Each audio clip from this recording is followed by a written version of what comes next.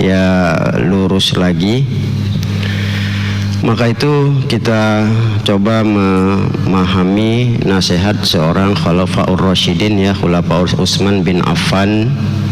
Dalam menjalani kehidupan ini memang rasa takut itu diperlukan, tapi melihat penempatannya sehingga menjadikan hal itu positif dalam hidup kita.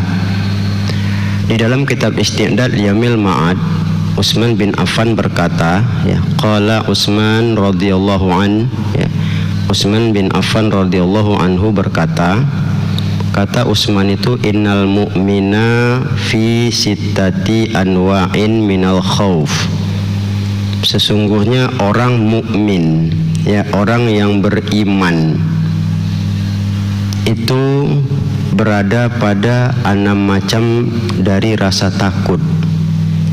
Ya, terserah mau ketakutan, memang ketakutan ini yang juga memang perlu, karena ketakutan itu cenderung maknanya tekanan yang begitu kuat. Kalau rasa takut saja kadang mungkin cenderung agak lemah makna yang kita pahami. Kita ini bahasa Indonesia kita ini sedikit saja bergeser, ya sudah maknanya itu ya kecil dan bisa juga maknanya besar. Jadi ada 6, ya, orang mukmin itu ya berada di rasa takut yang baik, kata Utsman bin Affan. Ahaduha, yang pertama, min qibalillahi ayyakhuza minhul iman. Yang pertama, rasa takut itu ialah berhadapan atau menghadapi Allah, ayyakhuza minhul iman, bahwa diambil, lepas imannya ketika berhadapan dengan Allah. Ini kita perlu takut. Karena kita paling tidak, ya, digambarkan Rasulullah itu kan siapa yang dalam rongga dadanya ada iman sebesar zarrah, dia akan masuk ke dalam surga. Sampai dikatakan akhir kala mengatakan la ilaha illallah, itu juga ada peluang ke arah itu. Bahkan Rasul juga mengatakan paling tidak bahwa jangan kamu mati kecuali hatta yazunna billah, berbaik sangka kepada Allah. Paling tidak itu yang ditimbulkan. Nah, kalau sama sekali tidak ada, ini kan berbahaya gitu kalau kita lihat, ya. Apalagi kerja iblis sudah dalam satu, ya, pernyataan yang begitu kuat. Dia bersumpah, demi kemuliaan dan keagunganmu ya Allah, ya aku akan, ya, goda hambamu itu sampai ruhnya lepas dari jasad. Ya, bagaimana iblis itu berupaya sama kita ke arah itu, bahwa iman kita ingin digugurkannya. Makanya ada satu hadis yang kita perlu khawatir, bahwa yakhruju minad dunya bi ghairi iman. Orang keluar dari dunia tanpa membawa iman sama sekali. Ya, artinya bahwa tidak percaya kepada Allah. Itu ada, bukan tidak ada. Ya, makanya kadang kita dulu, ya, cerita orang tua dulu bagaimana zaman revolusi tahun 65 itu, orang yang sudah jelas ditangkap, yang mau disembelih itu kan masih ditanya siapa Tuhanmu, disuruh syahadat, nggak mau dia, malah aidit dibilangnya. Coba lah, kan luar biasa itu kan, ya. Kalian orangnya orang Islam, tapi begitulah hebatnya kaderisasinya itu, sehingga yang dia sebutkan bukan disuruh syahadat, malah nama orang disebutkannya kan. Ini kan luar biasa, kita bilang lepasnya imannya itu. Nah, maka kita juga pada dasarnya kalaupun tidak seperti itu, ya janganlah sempat kita bilang keberadaan hidup kita ini begitu gampang lepasnya iman karena terlalu lalai dalam kehidupan yang kita jalani. Maka kelalaian-kelalaian ada menipiskan iman dalam dada kita kepada Allah, yang kita khawatir begitu di akhir kehidupan, situlah nazak kita bilang, ya, bertempur dengan keadaan godaan iblis dan akan kembali pada Allah. Ya, iman kita tidak ada, itu yang perlu kita takut dalam kehidupan ini. Yang kedua, kata Utsman bin Affan, min qibalil hafazati ayyaktubu alaihi ma yuftadha bihi yaumal qiyamah. Ada rasa takut kita, ya, di mana kita berhadapan dengan hafazah. Ya, hafazah ini malaikat penjaga amal, penjaga langit, sekalian juga membawa amal itu hafazah. Apa yang kita takutkan terhadap hafazah ini? Bahwa dia menulis terhadap diri kita apa-apa yang buruk diungkapkannya pada hari kiamat. Tak ada yang bagus catatan kita itu. Ini kan khawatir juga kita, ya. Kita saja raport kita aja merah, nunjukkan sama orang tua pun takut ya, kan udah merah semua kan, terbakar rapot tuh kata orang ya. Terakhir di bawah tidak naik kelas katanya. Ini kan berarti kemana lah selama ini belajar, apa yang didapat, apalah kerja ke sekolah itu, masuk absen bersih tapi bisa tinggal kelas coba.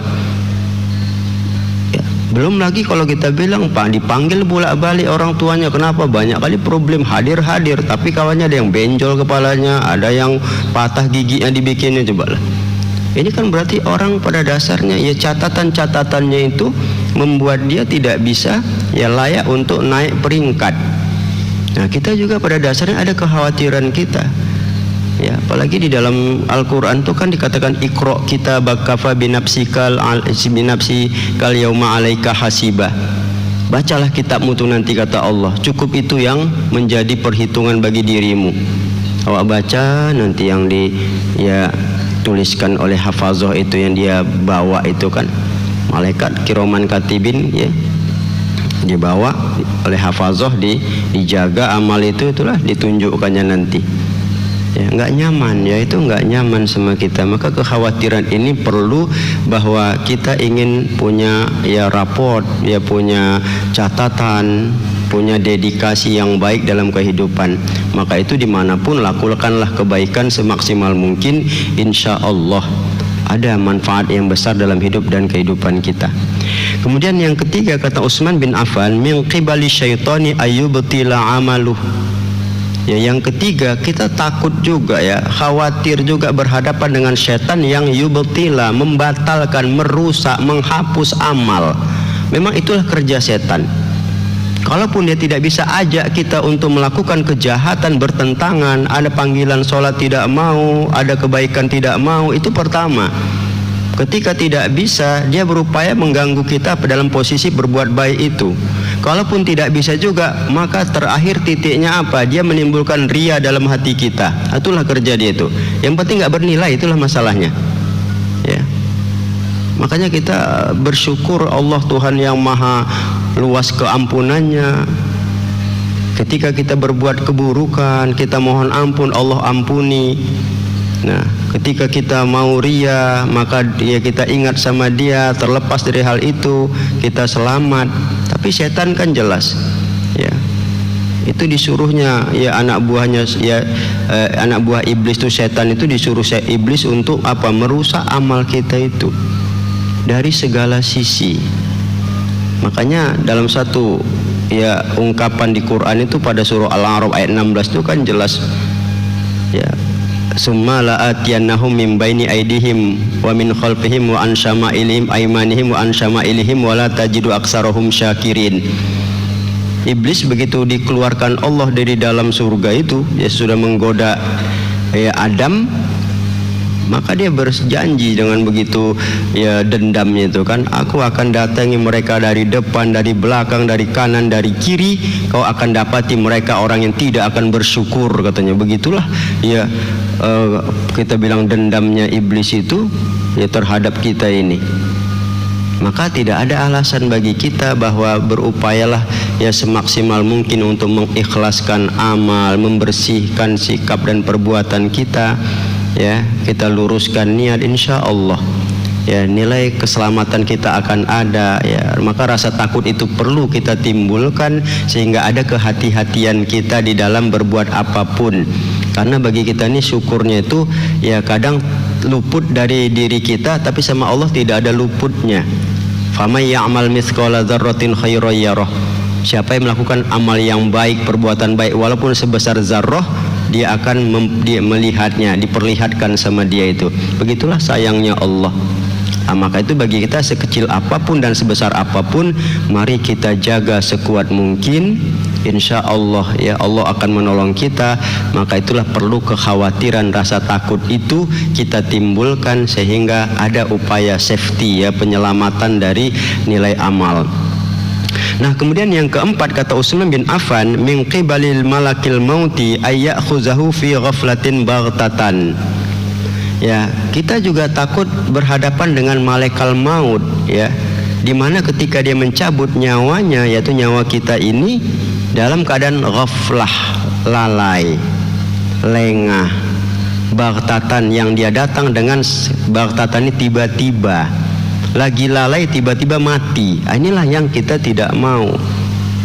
Makanya Rasulullah dalam satu doa diajarkan, Allahumma inni a'udzubika min jahdil bala wa darkis syaqa wa su'il qada wa syamatatil a'da. Wa su'il qada itu, ya Allah, aku berlindung padamu dari tekanan cobaan, beratnya cobaan aku berlindung supaya jangan kalah dari cobaan itu, bisa bersabar.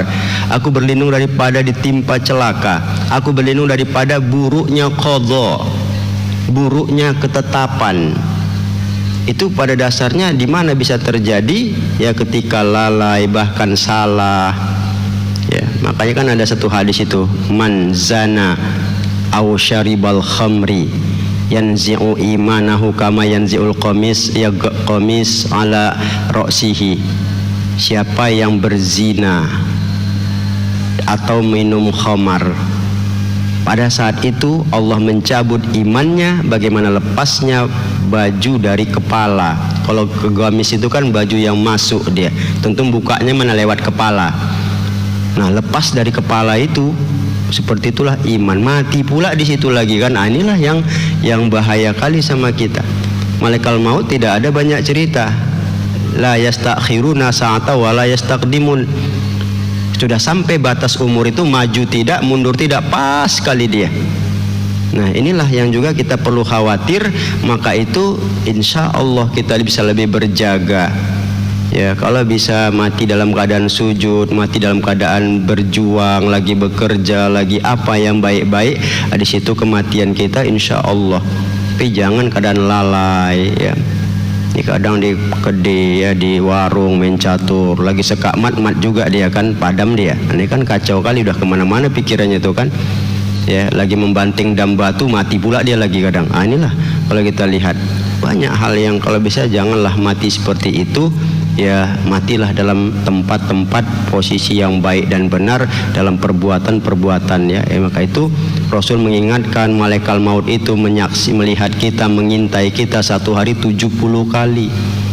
Jadi kalau 70 bagi 24 jam, bayangkan aja. Ya, 24 bagi 70 persekian menit, 0, sekian menit kita terus dipantaunya, nggak pernah luput. Tinggal kapan cabut Allah instruksikan, habislah kita saat itu. Nah, inilah yang harus juga kita ada kekhawatiran ya, ada takut kita itu. Nah, kemudian yang kelima kata Utsman bin Affan, min qibalid dunya ayyaghtarra biha wa tusghilahu anil akhirah. Ya, bahwa berhadapan dengan dunia, ada kekhawatiran takut kita juga berhadapan dengan dunia yang yaghtarru, yang menipu. Kita rasa dunia ini mengekalkan. Maka itu di surah Al-Humazah itu kan dikatakan yahsabu annama lahu akhladah. Dia menyangka dengan memperbanyak harta itu mengekalkan dia. Dia bisa panjang umur, hidup selama-lamanya dengan harta dia itu. Berapa banyak orang yang kita bilang hartanya banyak namun tak bisa dimanfaatkan dan mati meninggalkan harta yang begitu banyak ya. Jadi hati-hati ya sama kita. Dunia yang menawarkan kita ini berbagai macam yang kita nampak senang, Allah sudah ungkapkan wa mal hayatud dunya illa mataul ghurur. Tiadalah kehidupan dunia kecuali ya kesenangan yang menipu, fata morgana. Nampaknya aja punya ini punya itu enak, tapi di balik itu apa? Ada beban, ada nilai yang kadang kalau tidak kita tempatkan pada posisinya, kita akan terhanyut oleh dunia ini, sibuk terus.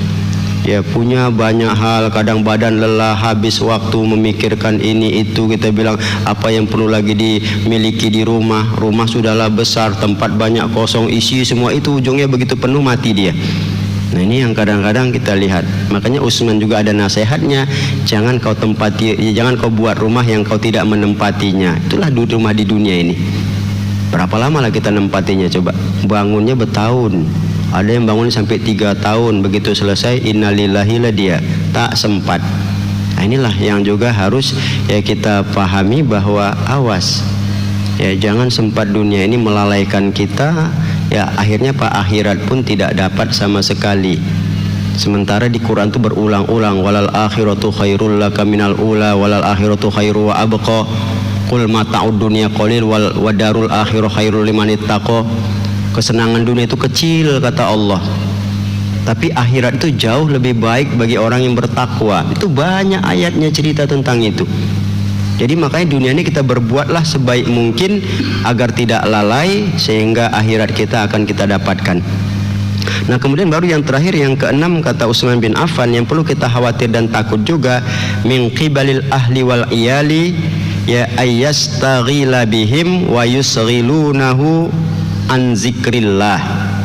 Kita takut juga khawatir menghadapi keluarga, ya, keluarga yang di rumah tangga atau sanak famili, di mana bahwa kita sibuk untuk memenuhi kebutuhan mereka, sementara mereka menyibukkan kita untuk memenuhi kebutuhannya itu, sehingga lalai dari mengingat Allah.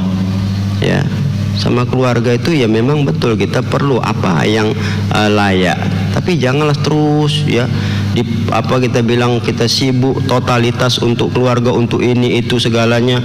Ya kadang badan kita sendiri pun tak berisi dengan kebaikan-kebaikan yang ada. Ya keluarga itu kalau diturutin kemauannya itu nggak ada selesainya itu.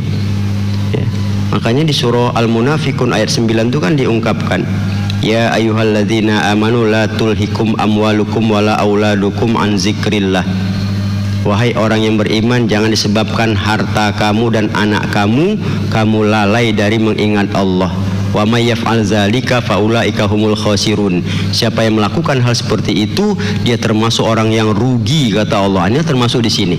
Jadi jangan rugi hidup ini, silahkan ya kita memang berbuat untuk keluarga kita, tapi jangan memenuhinya itu kita sudah melampaui batas. Kita nggak peduli lagi anak mau begini, apapun dikerjakan, mau salah mau betul nggak peduli, yang penting dipenuhi kemauan mereka.